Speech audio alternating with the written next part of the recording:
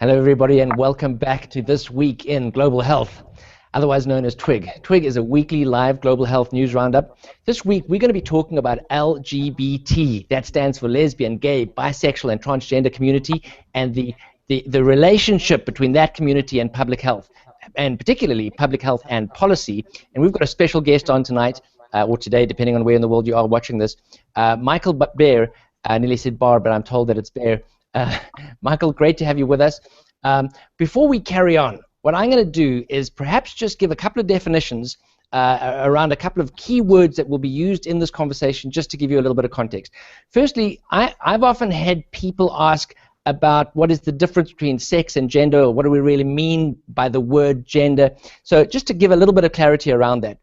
Sex really refers to whether your sex is whether you're male or female physically, biologically. If you're a boy or a girl, that's your sex.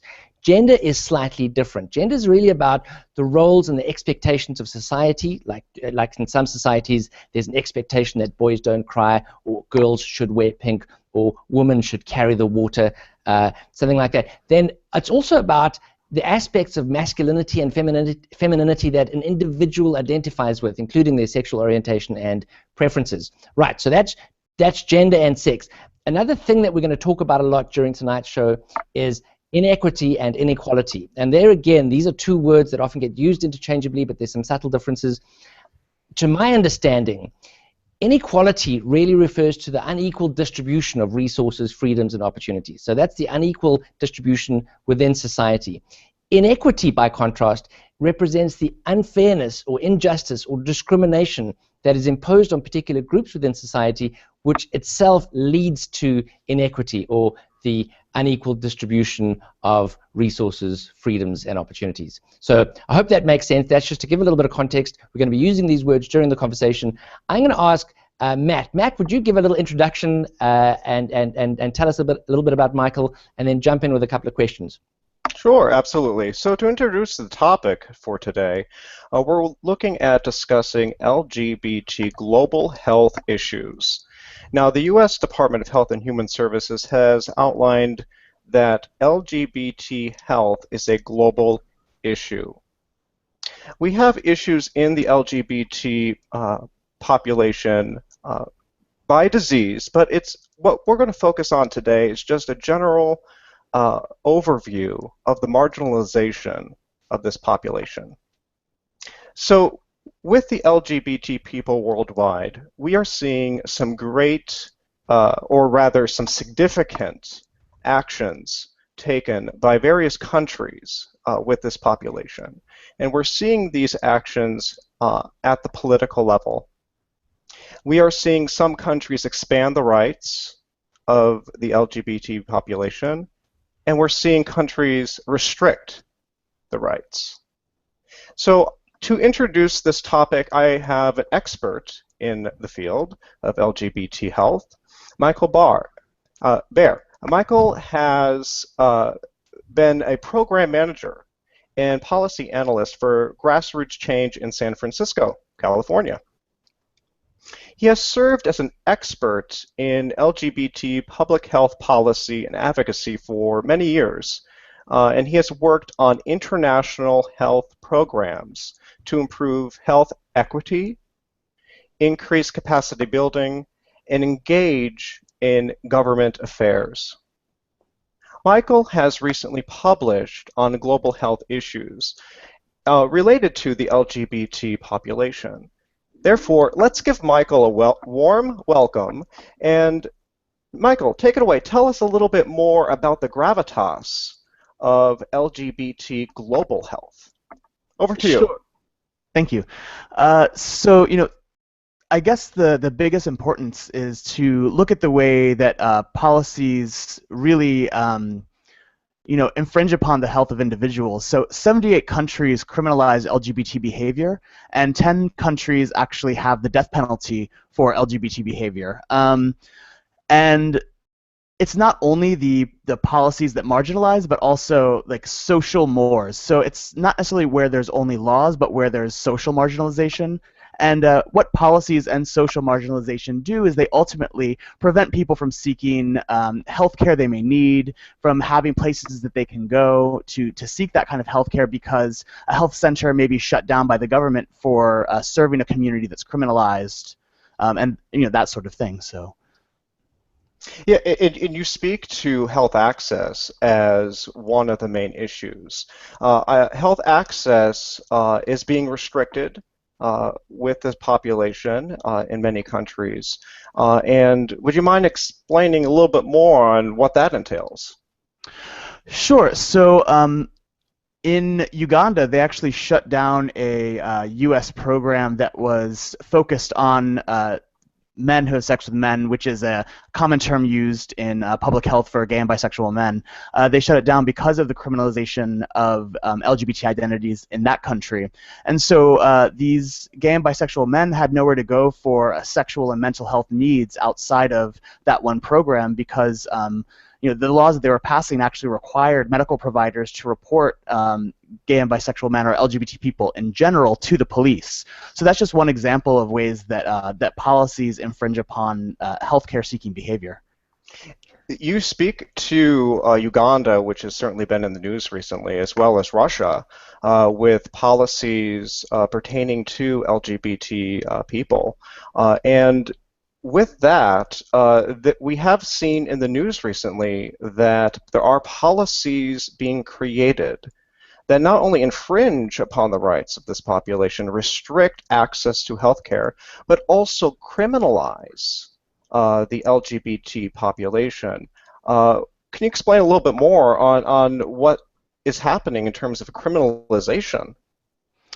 Sure. So it's going from everything from Russia's law, which is about propaganda, of course, to criminalization of the identities outright. The propaganda law is specifically salient in this moment because if you look at access to health literature, health literacy among the population, if you publish a magazine that has health information for LGBT people, you could have your magazine shut down, you could have your publishing house fined.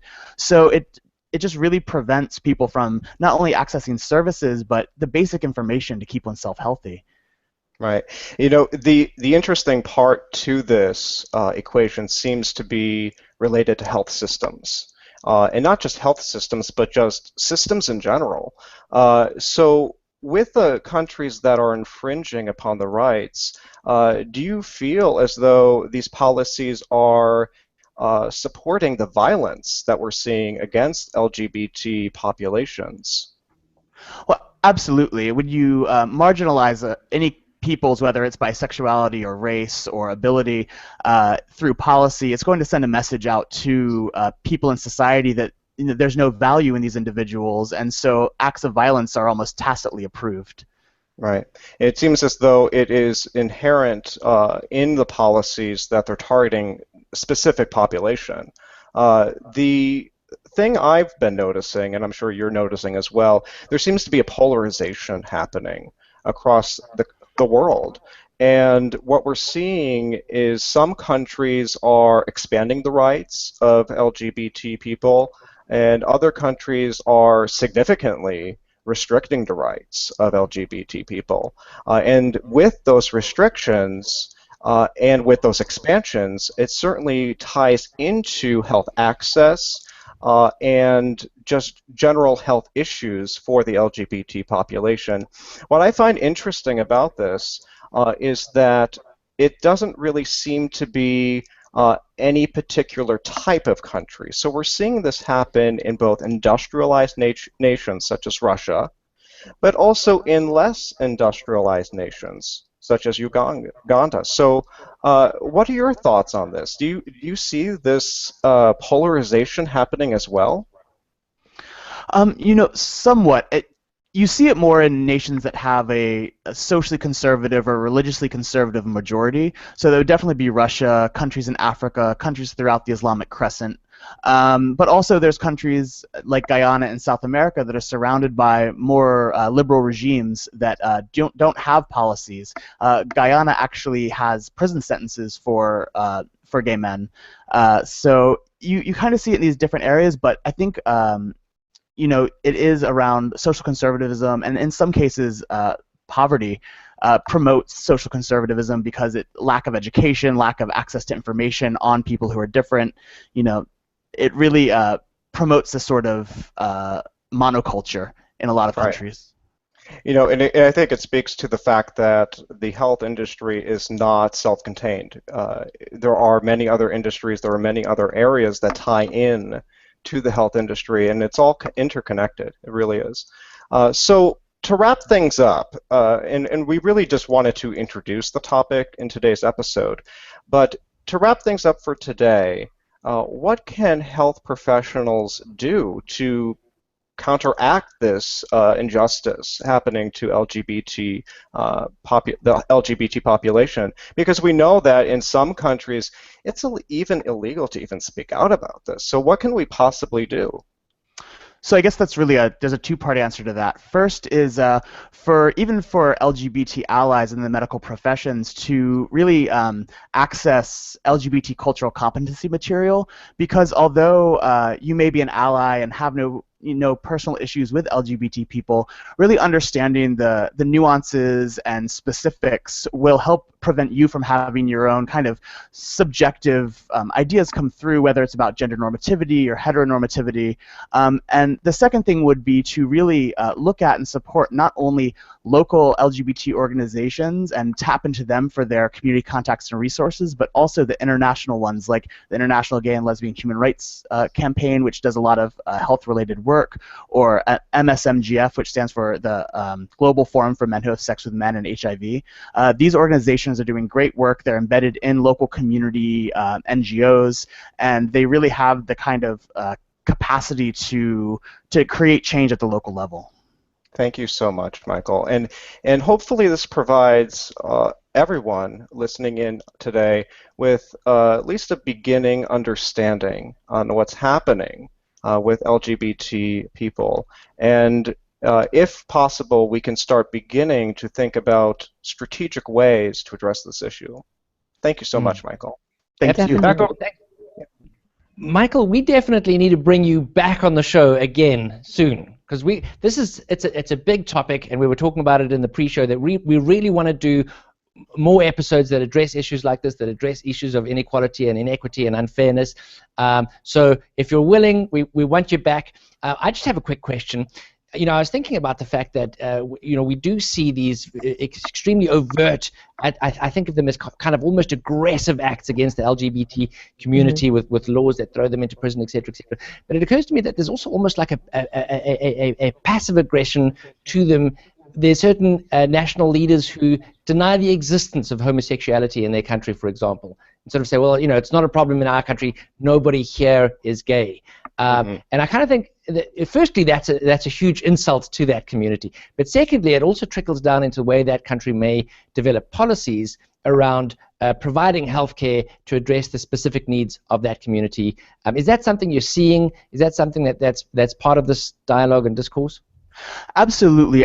Part of the issue is that in some of these countries, LGBT people aren't seen as identities, but they're seen as behaviors. There are no gay people. There are just men who will occasionally have sex with men, or men who prefer to have sex with men. There are no transgender identities. There are just people who opt to go out into the world and present themselves as a gender they weren't assigned at birth. So some of it's about culture, but then some of it's also about ways that governments can really bolster themselves with a kind of far-right base. You see this throughout history, marginalization of minority groups that helps bolster sort of these regimes. So.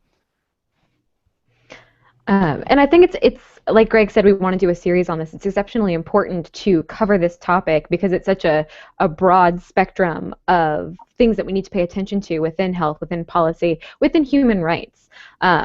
One thing I don't think immediately clicks with people when you think about violence or any type of slander against the LGBT community is people don't realize that it happens to the advocates, that it happens to these organizations that are doing their best to stand up for, to help represent the LGBT community. So it isn't just direct hate crimes on those within the community, but those who are trying to support them and say, like, no, they are people too. Like, why, it's a little bit mind-boggling to realize that people can be so hateful.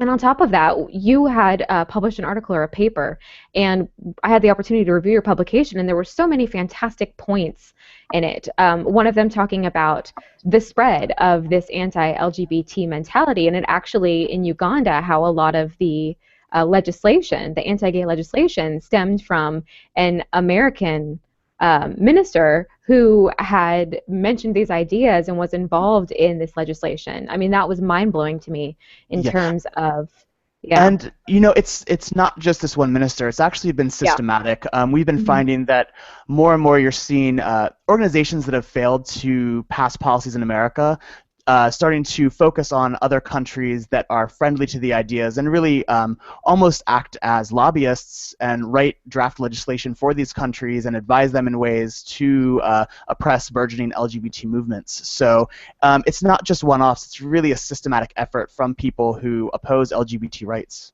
And want to take advantage of the fact that maybe they have a weaker infrastructure or they're more vulnerable or malleable to these ideas and to these hateful perspectives. Absolutely. Greg, you had a comment? So I was just going to say that I think we will get a link to that paper in the description below the video on YouTube and in our show notes. So I also had a look at the paper. It's a great paper. I think I want to encourage people, if you're interested in this, give it a read. It's really full of really interesting comments. Chris, I know you had a conference or an event that you were going to make reference to. Do you want to jump right in with that? Yes, there are actually a number of things that we wanted to bring people's attention to, some events, both conferences, as well as a film screening. So the first one is called The Abominable Crime. It was brought in collaboration between the Johns Hopkins SAIS Center for Transatlantic Relations and the Pulitzer Center. The Abominable Crime is an award-winning documentary by filmmaker Micah Fink that explores the culture of homophobia in Jamaica through the eyes of gay Jamaicans who are forced to choose between their homeland and their lives after their sexual orientation is exposed. It had its broadcast premiere on PBS's World Afro Pro and won the 2014 Trinidad and Tobago Film Festival's inaugural Amnesty International Human Rights Prize. So it's definitely worth checking out. We'll include the link to that. The discussion about it, a screening and discussion, takes place on Wednesday, July 15th. In addition, there are two conferences that we'd like to bring your attention to. The first one is coming up in Chicago on October 31st of this year. It's the LGBTQ Health Conference, and the theme is Bridging Research and Practice. And so this year's conference will more specifically focus on creating a dialogue between researchers and practitioners by integrating both research findings and clinical application. And the LGBTQ Health Conference is an interdisciplinary translational research conference that aims to bring together scientists, public health professionals, social workers, psychologists, and counselors to foster professional development and networking opportunities. Last and definitely not least, we have the 33rd annual conference, GLMA's annual conference, devoted to LGBT health issues and concerns, and that's in Portland, Oregon, this September 24th to 26th. The conference is a forum for discussion and exploration of how to best address these needs, those of LGBT families and individuals, as well as the needs of LGBT health professionals and health profession students. So that's definitely something to get involved to if you'd like to learn more about the topic. If you are a member of the LGBT community and looking for more support within the public health space, again, all links will be available on our website, so definitely check those out. And I know I will be checking out the screening of The Abominable Crime.